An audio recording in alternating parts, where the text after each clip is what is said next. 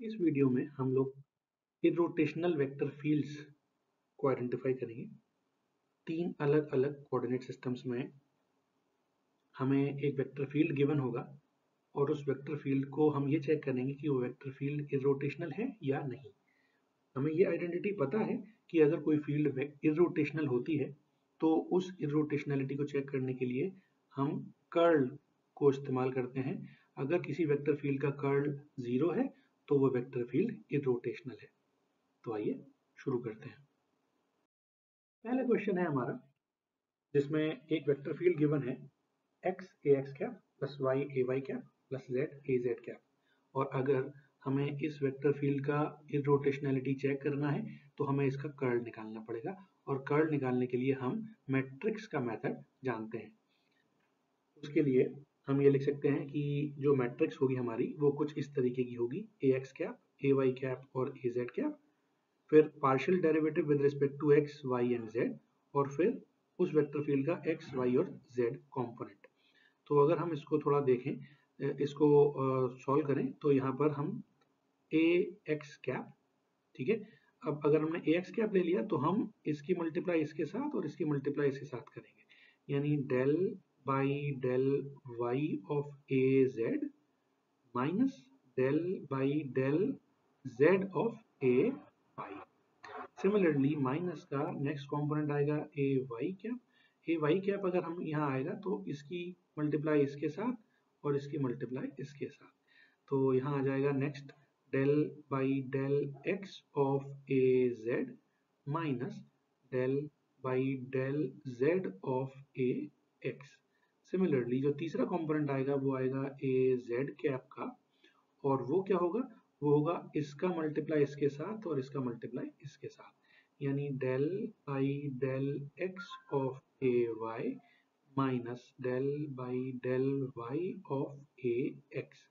अगर आप ध्यान से देखो तो ये जो ए जेड है ये वैल्यू है मेरी जेड, ठीक है, ए वाई ये वैल्यू है मेरी वाई और ए एक्स ये वैल्यू है मेरी एक्स। तो अगर आप यहाँ रखो ध्यान से तो यहाँ आ जाएगा z, यहाँ आ जाएगा y, यहाँ आ जाएगा z, यहाँ आ जाएगा x। सिमिलरली ए वाई की जगह हम रख सकते हैं y और ए एक्स की जगह हम रख सकते हैं x। अब अगर आप ध्यान से देखो तो del by del y of z, z को डिफ्रेंशिएट कर रहे हैं with respect to y, zero आएगा। सिमिलरली y को डिफरेंशिएट कर रहे हैं with respect to z, zero आएगा, यानी ये कंपोनेंट जीरो हो जाएगा और जीरो के मल्टीप्लाई अगर हम यूनिट वेक्टर ax के साथ करेंगे तो वो भी जीरो हो जाएगा। सिमिलरली ये भी जीरो क्योंकि z को with respect to x partially differentiate करेंगे तो जीरो आएगा। सिमिलरली ये भी जीरो आएगा, zero minus zero is again zero. Similarly ये भी जीरो और ये भी जीरो, तो अल्टीमेटली आंसर क्या आएगा हमारा जीरो। डेल क्रॉस ए अगर हमारा जीरो है इसका मतलब वेक्टर फील्ड क्या है, इरोटेशनल है। ठीक है, ठीक, नेक्स्ट क्वेश्चन शुरू करते हैं। नेक्स्ट क्वेश्चन में हमारी वेक्टर फील्ड गिवन है सिलेंड्रिकल कोऑर्डिनेट सिस्टम में, और सिलेंड्रिकल कोऑर्डिनेट सिस्टम में वेक्टर फील्ड अगर ये गिवन है तो उसको उसके कर्ल को आइडेंटिफाई करने के लिए हमारा मैट्रिक्स का जो मेथड है, मैट्रिक्स मल्टीप्लिकेशन मेथड, वो है ये। ठीक है, अगेन इसको अगर हम सॉल्व करेंगे तो यहाँ पर हमें ये पता है कि ए रो, ए फाई और ए जेड की वैल्यूज करस्पॉन्डिंगली क्या क्या है, 2 रो कॉस फाई माइनस का 4 रो साइन फाई और 3। हम वन बाई वन इसको सॉल्व कर सकते हैं। तो सबसे पहले वन बाई रो तो बाहर है ही, इसको ऐसे ही रहने देते हैं। एक कंपोनेंट आएगा ए रो कैप, ए रो कैप अगर आएगा तो यहाँ आ जाएगा del by del phi of A z minus del by del z of a phi और साथ में रो, रो भी आएगा, ठीक है, रो ए फाई। ठीक है, एक पहला ए रो वेक्टर का कंपोनेंट ये हो गया। दूसरा आएगा कंपोनेंट ए फाई के करस्पॉन्डिंग, तो यहाँ पर है रो ए फाई, तो यहाँ पर हमारा माइनस का रो ए फाई आ जाएगा। अब मल्टीप्लाई करेंगे तो ये आ जाएगा del over del rho of A z minus del over del z of A rho. Similarly तीसरा component A z unit vector की डायरेक्शन में वो आ जाएगा del over del rho A phi, sorry, minus del over del phi of A rho. ठीक है, अब हम यहाँ पर वैल्यूज रख लेते हैं वन बाई वन। तो पहला वन बाई रो तो ऐसे ही रहेगा, ठीक है। ए रो कैप के करस्पॉन्डिंग वैल्यू को सॉल्व कर लेते हैं पहले हम। Del by del phi of A z कितना है, ए जेड है 3।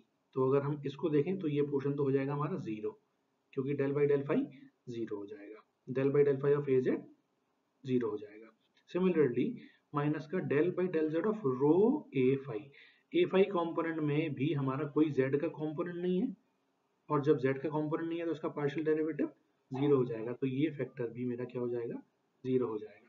Similarly del by del rho of A z cap, तो यहाँ तो हम लिख सकते हैं ए रो के करस्पॉन्डिंग कोई कंपोनेंट मिलेगा नहीं मुझे, माइनस का रो ए फाई लिख लेते हैं, माइनस का rho A phi del by del rho of A z कितना है, ए जेड है 3।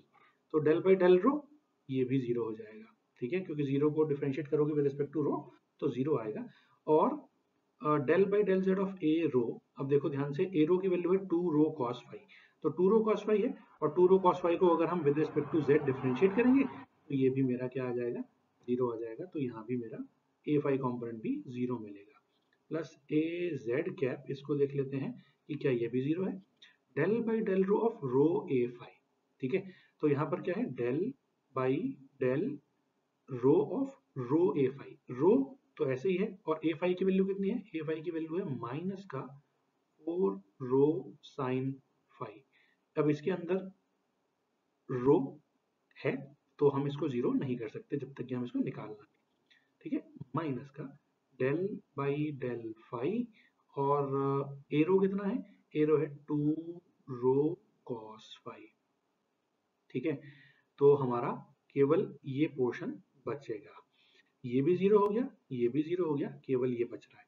इसको हम सॉल्व कर लेते हैं। तो 1 रो तो ऐसे ही है, यहाँ साथ में ए जेड कॉम्पोनेंट भी ऐसे ही लिख लेते हैं, और del by del rho of minus का 4 रो स्क्वायर, यानी हो जाएगा माइनस का 4 इंटू 2 8 रो साइन फाई, ठीक है, माइनस ये हो जाएगा del by del phi of 2 rho cos phi, और कॉस फाई का डिफरेंशिएशन होता है माइनस का साइन फाई, तो ये हो जाएगा 2 रो साइन फाई, और माइनस से ये वाला माइनस प्लस हो जाएगा, तो माइनस माइनस प्लस, ये हो जाएगा 2 रो साइन फाई, ठीक है।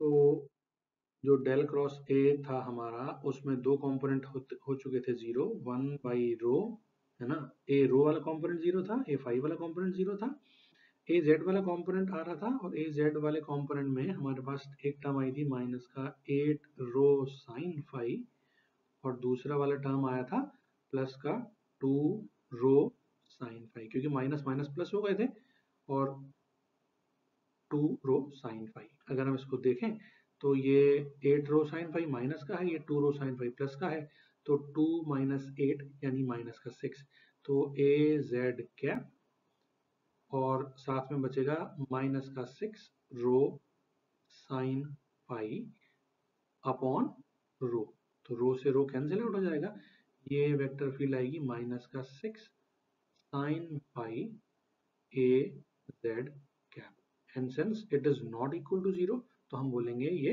रोटेशनल इररोटेशनल नहीं है, ठीक है, नॉट इररोटेशनल,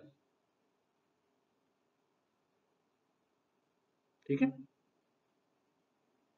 नेक्स्ट क्वेश्चन में हमें वेक्टर फील्ड गिवन है स्फेरिकल कोऑर्डिनेट सिस्टम में, जिसकी वैल्यू है A vector equal to sine theta A r cap plus r sine theta A phi cap, इसमें थीटा का कंपोनेंट नहीं है।